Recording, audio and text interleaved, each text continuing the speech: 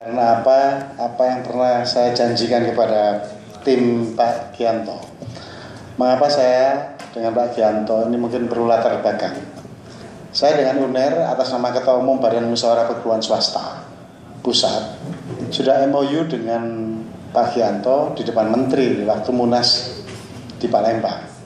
Untuk kami yaitu Pak Gianto memberikan seluruh sekolah, guru, siswa, kemudian yayasannya itu diberi web blog gratis.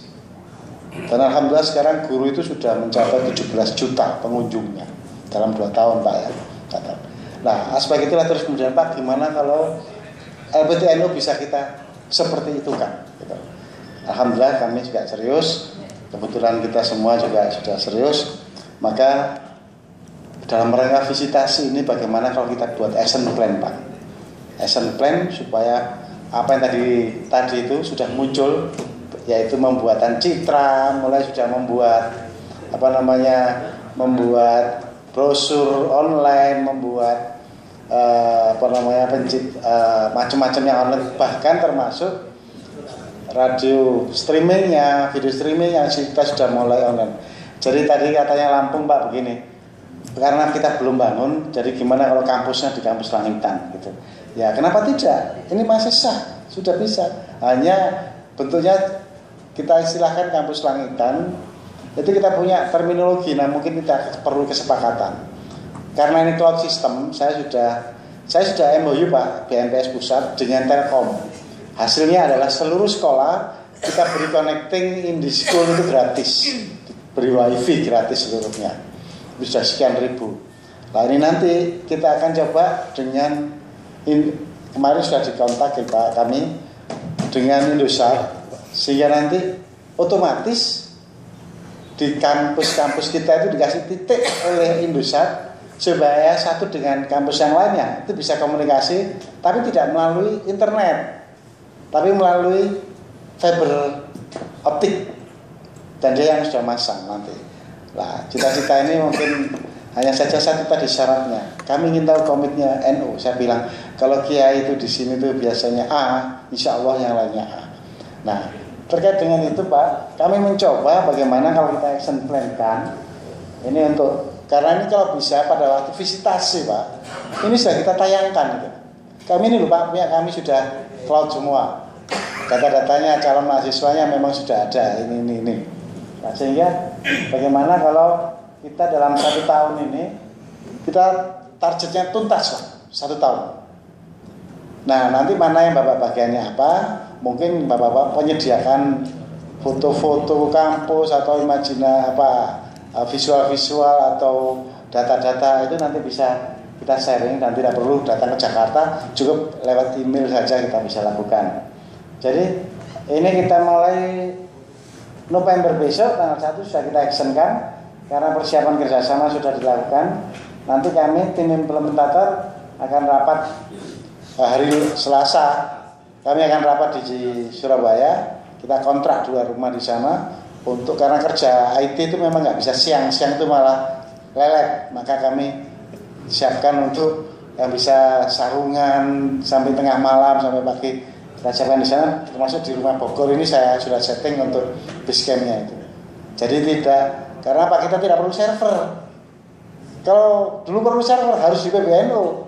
Tapi karena sekarang nggak butuh server, ya sudah di mana saja kita. Nah itu. Kemudian nanti kita akan membuatkan domain Bapak Ibu sekalian. Kemudian coba diperbesarkan. Nah, template akan kami siapkan sehingga nanti Bapak Ibu sekalian tinggal ngisi saja. Apa mata kuliah atau berapa SKS-nya macam-macam itu template-nya kita siapkan. Kemudian kita untuk uji coba nanti punya target tanggal 28 itu Pak Said Adil akan ada di Surabaya. Kita akan acarakan di sana. Kalau bisa dalam acara itu seluruh LPTNU. Ini ngimpi kami Pak, tapi insya Allah bisa kalau keroyokan. Itu sudah selesai domainnya dan cloudnya.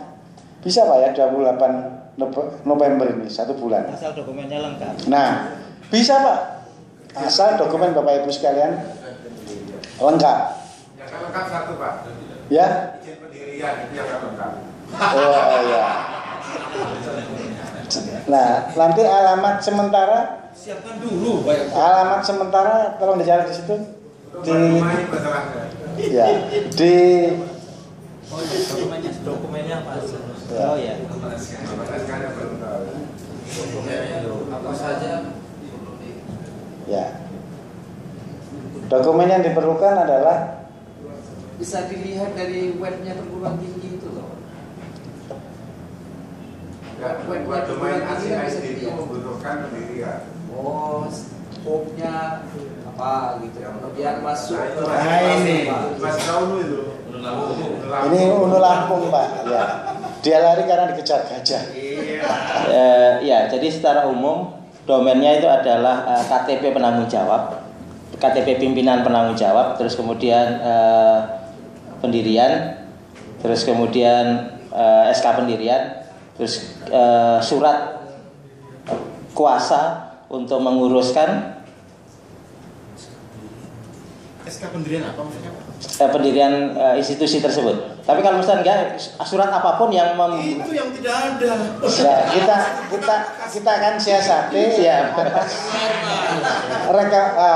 keterangan dari PBNU. Nah, jadi keterangan dari PBNU yang menyatakan bahwa PBNU telah menyelenggarakan UNU sebanyak sekian dengan nama lampiran ini nanti akan digarap oleh kami, kita akan coba menyampaikan di sana. Dan apa ditulis saja. Ya. Izin di berangkas direktur lembaga. Iya. Iya kalau ada UNU sumut di situ. Kan beri belakang kan. Ya betul. Nah, SK pengangkatan rektor ini paling gampang nih, diangkat-angkat sendiri gitu ya. KTP. Kalau sekarang ini KTP bisa di-copy besok atau bisa kita kumpulkan sekarang, mumpung ketemu loh ini. KTP kan KTP yang dikuasakan Pak, bukan kita. KTP apa ini? Penanggung jawab itu rektor. KTP penanggung jawab yang mengelola domain. Yang mengelola domain. Nah, Tambah nonton dalam kurung. dalam kurung pengelola domain. Jadi kalau UNU Indonesia ya YAI.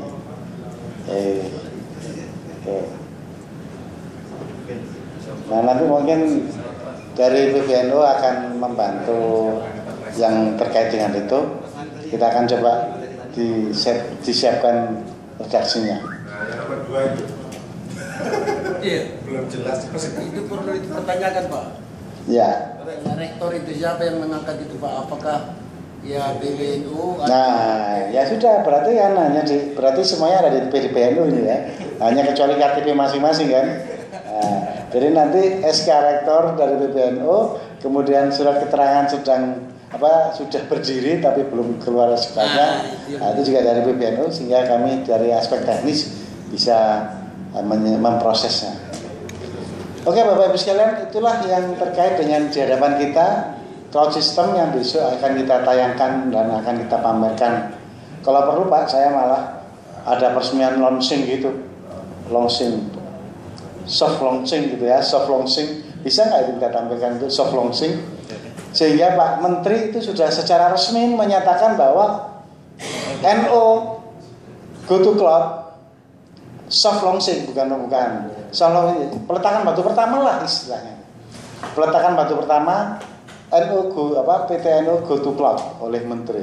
Kita nanti bisa dalam bentuk kertas. Tapi kan tadi katanya pencitraan kan penting ini, event ini penting untuk NU seluruhnya.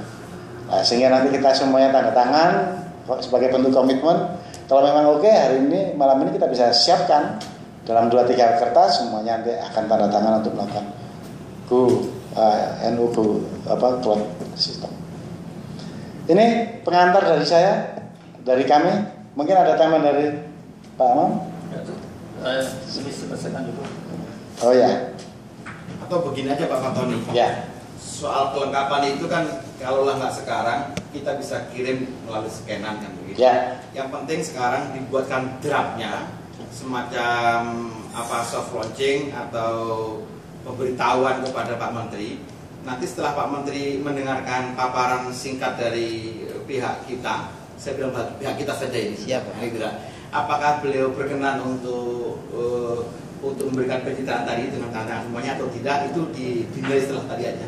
So, kalau langsung kita todong, Pak Menteri kita ada soft launching begini-begini, saya takut atau saya khawatir jangan-jangan kita terlalu menodong beliau yang kemudian di luar batas etis kita. Gitu.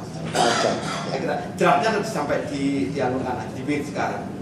Ya. Ya. Oke, terima kasih. Ada tanggapan yang lain? Jadi nanti kita akan lobby dengan beliaunya setelah kita punya draft. Ya. Mana yang sekiranya, jadi ketika akan ketemu Yai Said, kita akan coba, nanti kita akan kira-kira gimana, kita nunggu. Kalau yang oke, ini tujuannya adalah tindak lanjut loka karya kita, pencitraan dengan event yang luar biasa hari ini. Ya. Itu kata kuncinya kan kita untuk pencitraan. Ilmu yang kita tadi terima kan bagaimana kita ada event terus kita citrakan dari situ. Tentu banyak wartawan, sehingga wartawan akan menggunakan berita ini. Event ini sebagai berita ya. Ya, ada lagi Bapak Ibu sekalian? Jadi apa yang akan dilontarkan itu? Apa yang akan semacam ditransaksikan oleh Pak Menteri itu apa? Yang akan tanya? Ya, pernyataan komitmen perguruan tinggi NU di dalam melaksanakan cloud system ini untuk meningkatkan mutu dan lain-lain sebagainya. Nanti kita lihat begitu ya. Ada beberapa contoh Pak itu ya Pak. Ya. Oke. Silakan Pak Nasir. Terima kasih mengenai ini Pak Nasir ini saingannya Pak Menteri namanya sama-sama. Salah telepon. Sebenarnya menterinya saya, ada yang di telepon yang lain. Terima kasih menyikapi untuk pembuatan domain ini. Saya pikir untuk surat kuasa kepada penanggung jawab, surat kuasa kepada pembuat domain itu sudah dari PBNU.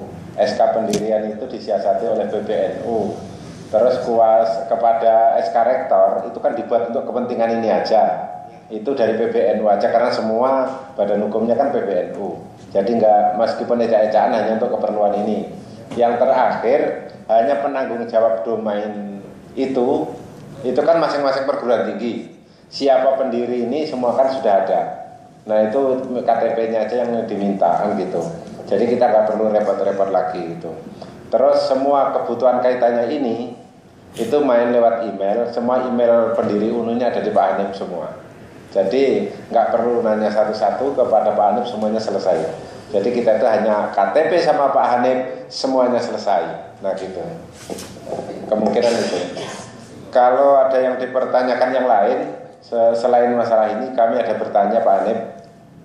Setelah izin UNU berdiri meskipun masih di brankas, itu apa saja yang harus ditetapkan oleh PBNU, umpamanya apakah statuta, SK rektor dan lain-lain, dan mana yang menjadi kewenangan BPPTNU, itu kita belum dengar. Nah sehingga kita apakah mengusulkan calon rektor ke sini, apakah kita mengusulkan statuta untuk operasional di sana. Nah apa saja yang harus ditetapkan oleh PBNU supaya kita bisa mulai bergerak di daerah. Terima kasih.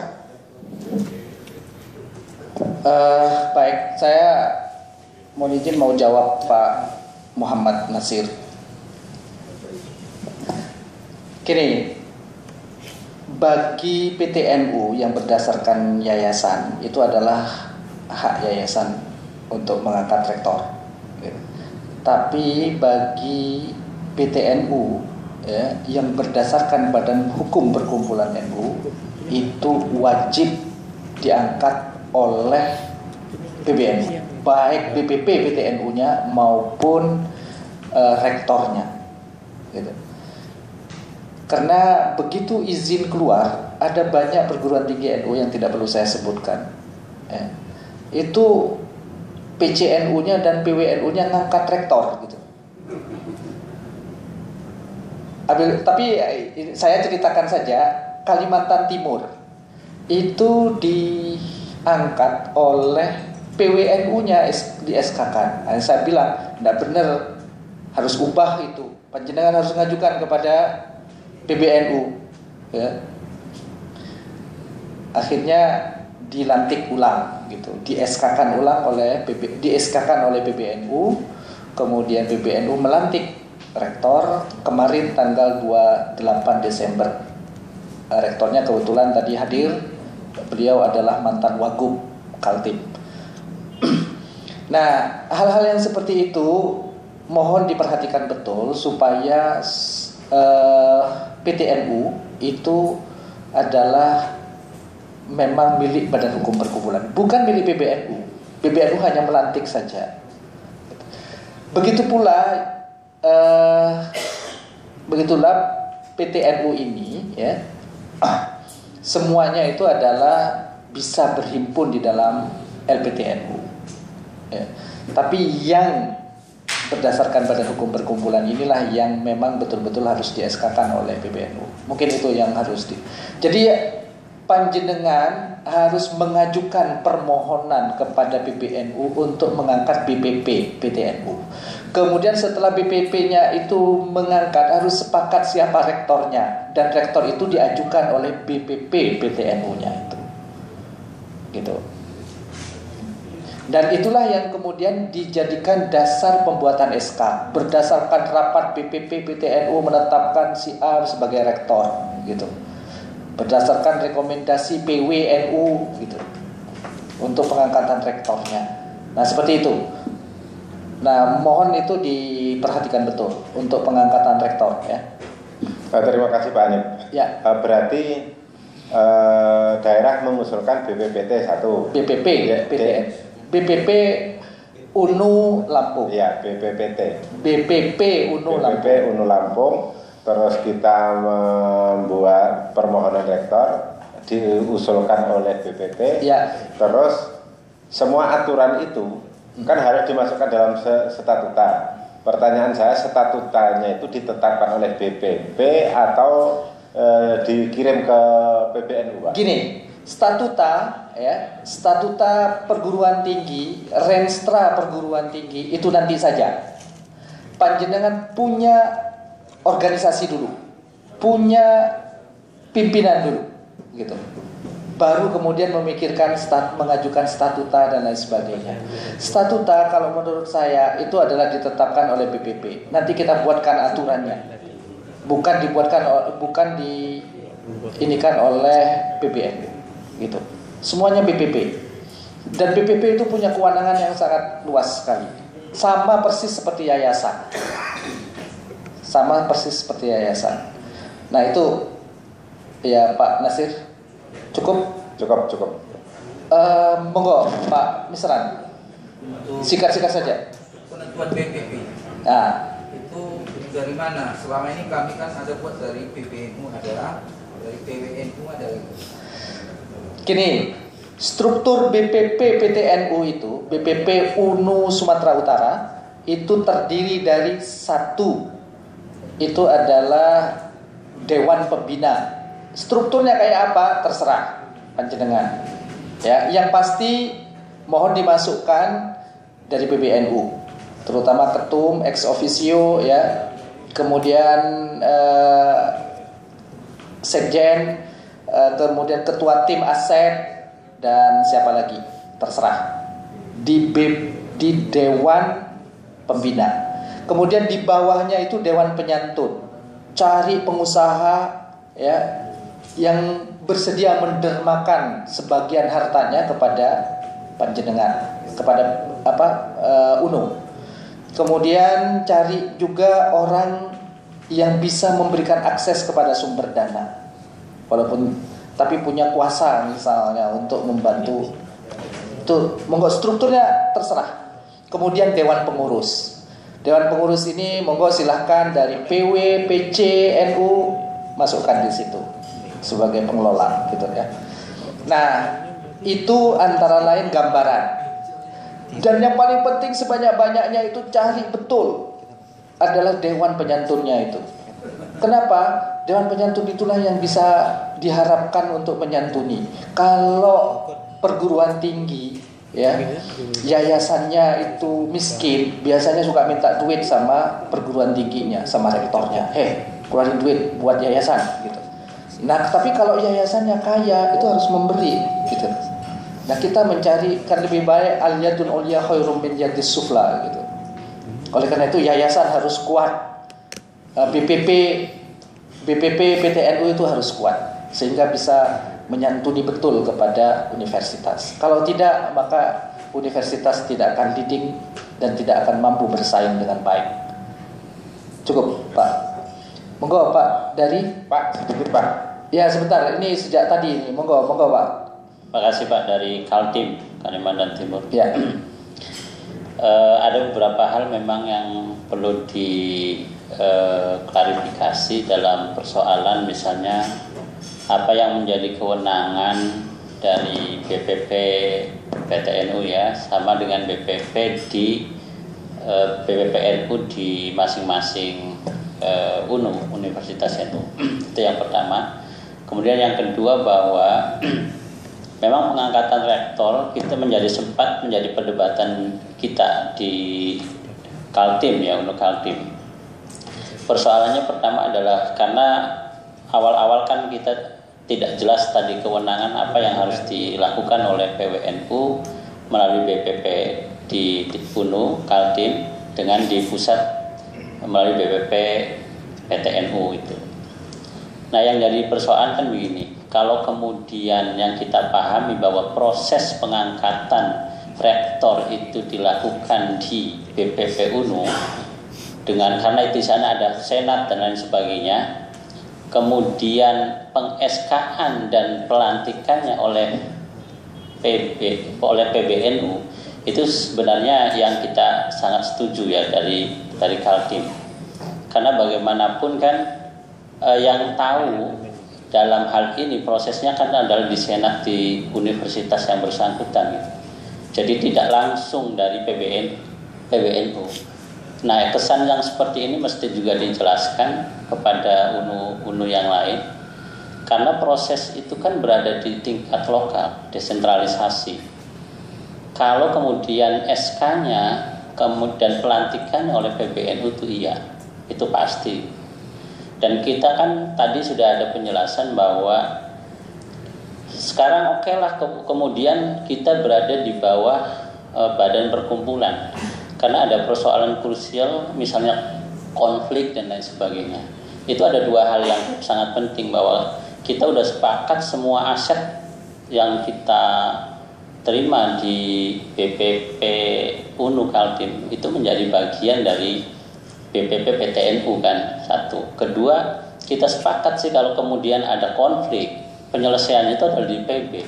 Tapi kalau kemudian lancar di tingkat desentralisasi di UNU, itu kan persoalan yang sebenarnya perlu didorong. Itu kan kerja senat, proses bagaimana universitas itu tahu siapa yang sangat kompeten untuk menjadi rektor. Seperti itu Pak, makasih. Ya, sebetulnya apa yang disampaikan oleh Bapak itu, kita memang sudah menyiapkan draft regulasi ya untuk BPP PTNU itu.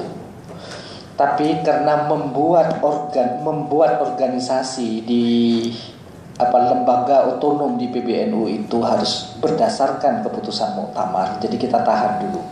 Sedangkan Bapak Ibu sekalian itu adalah sangat membutuhkan pengganti yayasan. Oleh karena itu kita dorong, kita perkenankan masing-masing UNU itu sebagai pengganti yayasannya itu adalah BPP PTNU itu sebagai pengganti yayasan.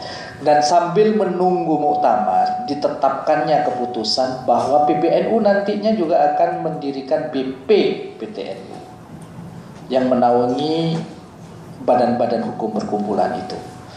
Dan kami terus akan mendirikan perguruan tinggi ya, terutama di ibu kota provinsi ya, masing-masing satu kalau bisa. Dan semuanya kalau badan hukum perkumpulan NU. Begitu rencana kami seperti itu. Nah, regulasinya ada nggak? Regulasinya sudah kami persiapkan.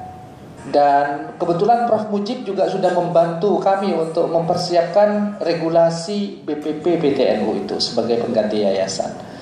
Nah itulah antara lain. Kemudian apa kaitannya dengan pemilihan rektor dan lain sebagainya? Pemilihan rektor itu senat, ya, senat universitas. Monggo persilahkan senat mengajukan itu, gitu. Nah paling tidak kemudian Bapak hasil keputusan dari senat itulah yang diajukan untuk di SK-kan. Nah itulah yang nantinya kita ini kan betul gitu. Barangkali apa lagi? Ya, monggo. Ya, saya soal nomenklatur saja barangkali Pak Hanif. Jadi kalau di undang-undang pendidikan itu dan ada penyelenggara, ada pengelola. Penyelenggara itu kan yayasan, kalau yayasan. Kalau kita di NU itu berarti di Badan Perkumpulan NU-nya. Kemudian di tingkat rektor bawah itu kan pengelola. Maka wadah baru tadi itu antara pengelola dan penyelenggara, maka ada badan pelaksana. Jadi P-nya itu 3. Badan pelaksana penyelenggara perguruan tinggi NU, misalnya UNU Kaltim atau BPPT UNU Sumatera Utara misalnya, BPPT UNU Jakarta misalnya begitu. Jadi badan pelaksana penyelenggara. Jadi BPPT itu mewakili PBNU. Kebetulan karena kemarin memang jujur saja dari PBNU belum ada juknis yang jelas. Di Jakarta ini sudah mereka-reka bagaimana nanti kewenangan dan hak sebagainya itu. Jadi kalau pemilihan rektor itu Pak Nasir, Pak Menteri baru, itu usulan kita itu tetap dipilih oleh Senat gitu kan, disampaikan kepada BPPT, kalau BPPT setuju diajukan ke PBNU, nanti PBNU hanya menyetujui saja. Jadi mengeskakan itu konsep kita, tapi ini nanti harus kita omongkan bareng-bareng, kita bersama-sama. Konsep kita yang punya kewenangan penuh ya BPPT. Lah kemudian PBNU menyetujui gitu. Di sini fungsinya nanti ketika ada konflik di dalam itu nanti PBNU bisa turun untuk meyakinkan itu Pak dari Kalimantan Timur dan Pak Nasir itu. Juga ketika misalnya sekarang ada Unisma, contoh saja Unisma itu ketika struktural tidak ada hubungan dengan PBNU, Unisma ada apapun PBNU nggak bisa turun tangan, dan Unisma ketika kaya raya karena punya fakultas kedokteran itu juga tidak dapat apa-apa PBNU. Terima kasih. Sedikit Pak, ini kita setelah UNU jadi kan banyak bertanya kewenangan PCNU, kewenangan PWNU, itu banyak bertanya karena di NU itu penyelenggaranya kan di tingkatan masing-masing. Seperti ini ada yang MBCNU meng-SK-kan, ada yang PWNU meng-SK-kan, kan seperti itu. Jadi mereka merasa ini perguruan tinggi NU, di PW sampai PC itu harus dijelaskan juga kalau ini ada BPPT, ada BPP-nya. Nah ini yang jelas. Kalau toh memang dalam perguruan tinggi itu penyelenggaranya memang yang menetapkan statuta. Nah itu memang harus ada konsideran kewenangan ke sana untuk menetapkan. Kalau tidak itu nanti setiap ada tim dari Dikti datang, itu akan ditanya kok ini penyelenggaranya PBNU yang tanda tangan kok BPPT. Nah kan seperti itu akan bermasalah itu. Termasuk kalau dipilih Senat terus direkomendasikan oleh PW atau rekomendasikan oleh BPP, nah itu konsiderannya nanti harus jelas di statuta kita. Terus lagi ada regulasi yang baru bahwa pemilihan rektor itu dalam perguruan tinggi itu ada bidang kewenangan bidang akademik itu adalah Senat, kewenangan tertinggi, sedangkan masalah kelembagaan itu adalah owner pemilik.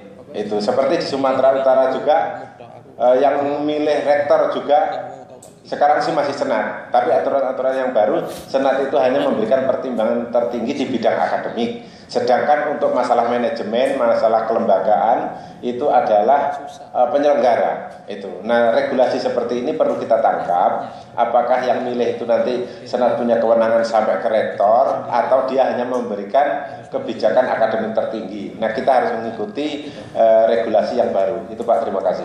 Begini aja, urusan regulasi ini kita atur semuanya gitu ya. Dan yang akan mengatur Bapak Ibu sekalian dari UNU ini gitu. Dari UNU dari BPP mau diatur semuanya. Kami serahkan sepenuhnya kepada Anda untuk mengatur gitu. Siapa yang punya wewenang apa dan siapa yang harus mengangkat dan memberhentikan siapa, statuta semuanya kita atur bareng-bareng gitu. Kita buat bareng-bareng gitu. Oleh karena itu PBNU tidak akan sendirian dan secara sepihak menetapkan peraturan itu, dan semuanya kita akan libatkan semuanya. Mungkin itu saja, tapi ada banyak hal yang penting yang paling ini dengan kaitannya dengan kerja kita bersama ke depan. Gitu, apa yang ini? Kalau BPP, PTNU dan lain sebagainya, barangkali memang kita harus duduk bareng-bareng, terutama yang UNU-UNU yang berada di bawah Badan Hukum Perkumpulan ini. Satu lagi Pak Hanif, Ya. Mohon maaf, saya sepakat dengan itu bahwa kita akan melakukan pembicaraan bersama-sama. Tetapi kalau kemudian PBNU itu memfasilitasi dalam bentuk draft dan itu ada naskah akademiknya, itu akan lebih bagus, sehingga diskusinya akan lebih terarah dan tidak menjadi masukan yang sangat berbeda gitu. Ya, nanti akan didraftkan dengan naskah akademiknya, kenapa milih seperti itu, lalu kita diskusikan. Makasih. Ya, draft itu sekarang sudah ada, gitu. Cuman kan kemarin itu kan UNU-nya cuma berapa yang berada di bawah Badan Hukum Perkumpulan. Dari 6 yang keluar izinnya tanggal 4 Juli itu 2 masih berupa yayasan, tapi sudah akan dikembalikan kepada NU. Baik UNUSA yang dibuat oleh yang ketua yayasannya Pak Nuh sendiri, itu akan dikembalikan kepada PBNU. Begitu juga UNURA, ya, dan beberapa. Sedangkan yang lain, UNU Cilacap, UNU Kebumen, UNU Kaltim, ya, itu adalah berdasarkan Badan Hukum Perkumpulan. Nah, sekarang yang 8 ini seluruhnya adalah Badan Hukum Perkumpulan. Yang sudah ada PBBT-nya? Belum, sebagian sudah ditetapkan, sebagian belum. Nah, kami draft itu akan diajak rembuk khusus kepada UNU-UNU yang berada di bawah Badan Hukum Perkumpulan itu, gitu. Nah, itu saja barangkali hal penting. Tapi yang paling penting kita ini program kerja kita ke depan apa, gitu. Nanti kita aturlah kalau yang urusan draft itu. Nanti kita sampaikan draft itu kepada Bapak Ibu sekalian. Kalau sudah yang 8 UNU ini keluar izinnya, sekarang kan beli. Jadi hanya 4 aja yang berdasarkan Badan Hukum Perkumpulan. Makanya seperti kemarin. Jadi artinya belum sah menjadi universitas itu. Kalau belum keluar izinnya itu. Mungkin itu saja. Monggo silakan Pak, apa kira-kira Pak yang Pak Fatoni bisa mengajak diskusi Bapak Ibu sekalian. Terima kasih. Waduh, ini dia Bapak Didin. Uninus insya Allah juga akan kembali ke NU juga. Amin. Sekarang masih berupa yayasan. Begitu juga Universitas Islam Jember, itu akan sudah kembali kepada Badan Hukum Perkumpulan. Sudah diberikan kepada PCNU, gitu. Tapi saya bilang tidak ke PCNU, kembalikan kepada Badan Hukum Perkumpulan NU, bukan kepada Yayasan PCNU. Nah, itu antara lain yang perlu saya tegaskan, bahwa sudah banyak yang menghubungi kami untuk mengembalikan universitasnya, termasuk Universitas UNU Surakarta. Insya Allah sebentar lagi Uninus Bandung, kemudian UIJ. Nah, itulah kebetulan alhamdulillah rektornya hadir pada kesempatan ini dan kita akan mengembangkan itu semua. Baik, saya berikan sepenuhnya kepada Pak Fatoni. Bapak Ibu sekalian, kita punya agenda tanggal 17 dan tanggal 28.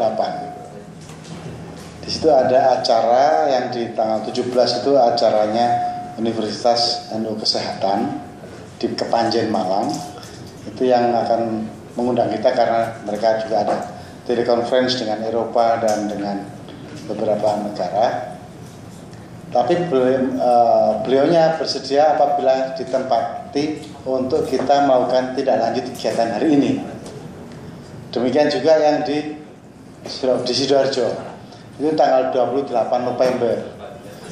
Nah, sekarang saya tawarkan kepada Bapak Ibu sekalian, kira-kira kegiatan yang akan kita action plan-kan ini bentuknya apa, kemudian tempatnya mana di antara dua pilihan itu yang akan kita lakukan, dan kemudian narasumber apa yang harus kita actionkan, apakah kita masing-masing dan prasyarat datang ke sana itu membawa apa. Kalau usulan saya ada dua opsi tempat, yaitu di Malang atau di Sidoarjo untuk rencana kegiatan berikutnya.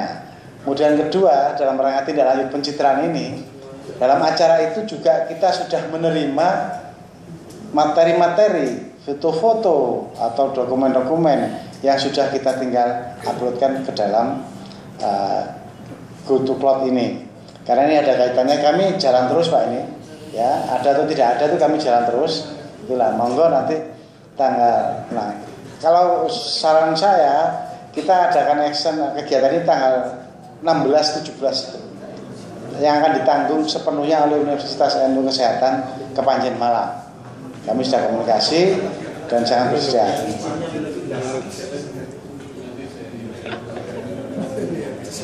Nah, termasuk saya tadi mendapat informasi bagaimana kita melakukan review mandiri. Jadi sekiranya perencanaan dokumen yang sekiranya kurang mantap tadi, itu kita mantapkan di forum itu. Kalau bisa ya masing-masing kita review. Mungkin Lampung sudah punya pengalaman mereview, kemudian kita akan ikuti ternyata di tempat statuta ini bagaimana, di tempat yang lainnya bagaimana. Itu termasuk materinya, materi pertemuan itu.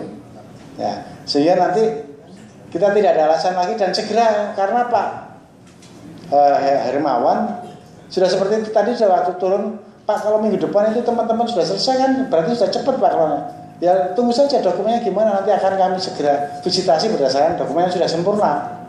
Nah, ini artinya apa? Kita perlu self assessment gitu loh ya. Jadi apakah dokumen yang kita lakukan itu masih bisa kita perlu kita perkaya atau tidak.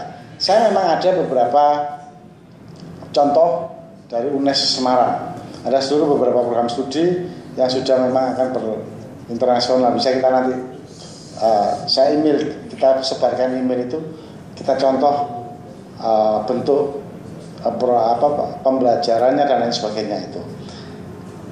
Mungkin ada masukan kira-kira kegiatan yang sekiranya, yang satu pertama itu adalah soal dokumen atau pembuatan dari Bapak Ibu sekalian data. Kedua adalah bagaimana kita mau mereview masing-masing kita punya. Kemudian ketiga, dalam rangka pencitraan tadi itu kita bisa ikut bersama-sama kita di sana. Terus yang terakhir, besok pagi itu agendanya kita apa? Nah, yang tadi sudah dijelaskan agendanya, kita akan mempresentasikan apa yang akan disampaikan oleh Cloud tadi, termasuk pernyataan komitmen terhadap NU Cloud itu. Jadi ini mohon tanggapan dari tiga yang saya sampaikan. Masih silakan. Terima kasih. Kami punya usul begini. Ini berdasarkan hasil rapat koordinasi Universitas swasta di wilayah 9 ya, Kopertis wilayah 9. Ya. Bahwa menghadapi akreditasi ternyata seluruh universitas di wilayah 9 itu sebenarnya mengalami kesulitan dalam hal pengangkatan dosen. Wilayah 11 itu dosen. Dan itu menjadi krusial kalau kemudian memang ketat dilakukan di sana, maka bisa dibayangkan ada beberapa universitas yang mungkin akan terakreditasi rendah gitu ya. Bayangkan misalnya di Kalimantan Timur, Kalimantan Utara dengan penduduk dan SDM yang sebanyak itu, kemudian kita dipaksakan untuk tersedianya dosen dengan kualifikasi S2 S3 kan. Nah sebenarnya termasuk hal ini bahwa di Kopertis itu ada sekitar 600 dosen. Dikti itu 600 dosen yang bisa di-share kepada universitas-universitas itu. Nah ini sebenarnya juga momen bagi UNU juga bisa mengadakan kerjasama dengan Dikti itu. Misalnya ada MOU bahwa kemudian dosen-dosen itu bisa terdistribusi pada universitas-universitas yang kemungkinan kurang SDM-nya. Nah itu juga menjadi agenda penting. Kemudian nanti misalnya di Malang MOU itu bisa terjadi dan kita sudah bisa akan mengeksekusi kemudian langkah-langkah teknisnya bagaimana kita kemudian mendapatkan dosen-dosen itu, terutama untuk Kalimantan Timur. Terima kasih. Terima kasih, saya diingatkan ini. Jadi kemarin saya SMS Pak Hermawan Pak, kapan Pak kami bisa melakukan MOU dengan ITB untuk resource sharing, paling tidak dari dosennya yang bisa kita cantumkan sebagai dosen pembina mata kuliah di universitas kita. Terus saya diminta menghadap ke PR 4-nya, yaitu tentang Pak Hasanuddin namanya. Ini kan contoh kalau hanya di Bandung.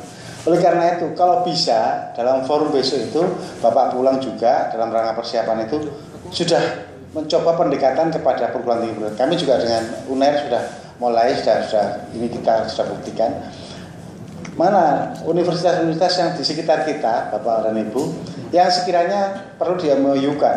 Nanti kita akan MOU-kan bareng di forum itu. Nah, kalau perlu ya akan kita undang sehingga kita konkret gitu loh. Memang itu kebutuhan kita dan memang sulit kalau kita langsung mendadak. Jadi MOU-nya itu adalah 3 hal. Pertama adalah sebagai universitas pembina. Jadi universitas pembina di dalam UNU yang kita yang baru. Kemudian kedua adalah resources sharing.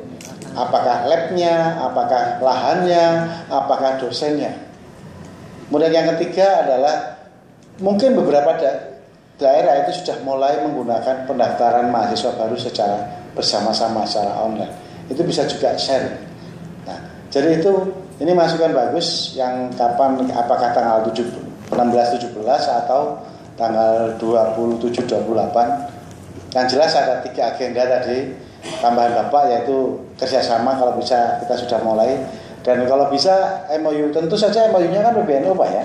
Kalau dari ITB, kemudian dari masing-masing, karena kan badan penyelenggaranya kan PB dari NU. Ya, tapi kalau memang ini, alangkah lebih baiknya masing-masing perguruan tinggi bisa menjalin kerjasama. Oh ya. Dan karena perguruan tinggi belum wujud tuh bagaimana? Karena Pak Patani, yang dimaksud beliau itu gini. Jadi UNU ini kurang SDM. Jadi bukan kok malah MOU sama yang lain, bukan. SDM tiap prodi 6 itu yang dipertanyakan. Terus di Dignas, apa yang saya katakan tadi, ada dosen yang belum punya home base atau dosen yang baru tamat S2. Itu maksudnya bagaimana cara memintanya. Memang sudah ada dari Dikti diminta perguruan tinggi yang membutuhkan tenaga dosen untuk dosen yang disekolahkan Dignas, itu silahkan minta itu. Tapi kita nggak bisa minta kalau kita belum punya izin tadi. Itu legal formal itu satu. Terus yang perlu dimintakan kepada Pak Menteri besok, sekarang ada 6 dosen diminta oleh perguruan tinggi tertentu. Ternyata kita harus masuk meng-NIDN-kan kan. Ternyata NIDN itu dibebankan lagi mahasiswa dosen tersebut harus tes TOEFL sama tes potensi akademik lagi. Itu. Nah, itu memberatkan karena saya lihat di internet dari 800 pendaftar yang lulus hanya 102 kalau tidak salah. Nah, sehingga NIDN kita ada dosennya S2 nyari sudah susah, sudah punya S2 mau dimasukkan NIDN, syaratnya masih berat lagi. Kalau bisa syarat yang menyulitkan itu suruh menghapus Pak Menteri. Itu saya malah setuju. Jadi kalau memang dosen itu secara kualifikasi ada S2 bisa memenuhi, monggo diterima. Lah kok ini masih dipersyaratkan lagi yang ruwet-ruwet gitu. Yang itu syarat yang meruwetkan itu tolong dihapus karena merepotkan UNU yang mau berdiri. Itu aja yang diminta. Terima kasih. Ya, tambah lagi Pak Patut. Iya, kita catat itu. Silakan. Iya, termasuk persoalan yang mengitari akan berdirinya UNU ini, termasuk yang sudah ada lembaga pendidikan tinggi dari Sekolah Tinggi Agama Islam, apa STAINU, apa institut. Ternyata peraturan baru ini begitu keluar izinnya itu tidak ada Fakultas Agama Islam di INISNU misalnya, atau di Kebumen misalnya, atau di Gontor kemarin Darussalam, itu tidak ada nomenklatur, tidak masuk Fakultas Agama. Karena menurut keyakinan Kemendikbud waktu itu yang mengeluarkan izin ini, agama itu urusan Kementerian Agama. Dan sesungguhnya ternyata menurut Kementerian Agama tidak, masih bisa masuk. Ini dua penafsiran yang berbeda. Saya kira yang sudah wujud STAINU seperti dulu sajalah, masuk FHI, sehingga tidak harus dua lembaga, dua manajemen, dua tempat, dua lokasi, tidak boleh satu. Jadi FAI di UNU nanti itu tetap diadakan sajalah gitu, sehingga tidak sekularisasi. Saya kira harus memisahkan seperti itu. Sampai pertemuan di Sidoarjo dengan Pak Hermawan kemarin, beliau juga masih meyakini seperti itu. masih meyakini bahwa tidak ada FAI itu. Setainu harus tainu, tetap unu. Ini problem saya kira. Sehingga yang terjadi di Kebumen itu kalau nggak salah ya Pak Kiai, itu menjadi ada stainu ada sendiri, umnu ada sendiri. Apa? Ya stainu jadi yainu ada, umnu ada juga. Susah sih Muhammadiyah jadi Muhammadiyah NU ini. Universitas Ma'arif NU ini ada sendiri, yainu ada sendiri kan begitu jadinya. Jadi harus ada dua lembaga, dua manajemen, dua tempat. Pokoknya dua, nggak boleh campur aduk. Ini kok sekuler dan boros sekali ini. Terima kasih Pak. Saya Sekuler dan boros. Karena begini, sebetulnya di beberapa perguruan tinggi di luar negeri itu dimungkinkan gitu. Jadi dalam satu universitas ada institut. Kita ambil contoh Exeter University. Di situ ada Institute of Arab and Islamic Studies, gitu. Kemudian ada beberapa lah di perguruan tinggi di luar negeri yang itu institut itu bisa masuk di dalam satu payung universitas, manajemennya satu. Nah, pada waktu kita di Sidoarjo kan juga saya mempertanyakan itu. Kenapa Fakultas Agama, Prodi Agama ini kalau tidak dihitung di dalam penghitungan syarat antara eksak dengan ilmu sosial gitu. Kok tidak dianggap saja ilmu sosial agama, prodi agama itu, sehingga tidak perlu mendirikan prodi ekonomi dan sebagainya kalau memang sudah ada prodi agama. Nah itu saya tunggu jawaban Pak Hermawan, ternyata jawabannya tidak bisa gitu. Nah itulah yang saya kecewa betul. Nah barangkali juga bisa diusulkan kepada Pak Menteri gitu. Kita bisa mengusulkan seperti ITB, dia institut teknologi, tapi kok mendadak ada sekolah elektronika, bukan sekolah tinggi, School of Business, tapi di dalam ITB. Tapi kalau itu kan memang Pak, wilayah umum maksud saya. Wilayah. Ini bukan soal itu, bukan soal anaknya, tetapi memang berbeda disiplinnya. Bahwa agama itu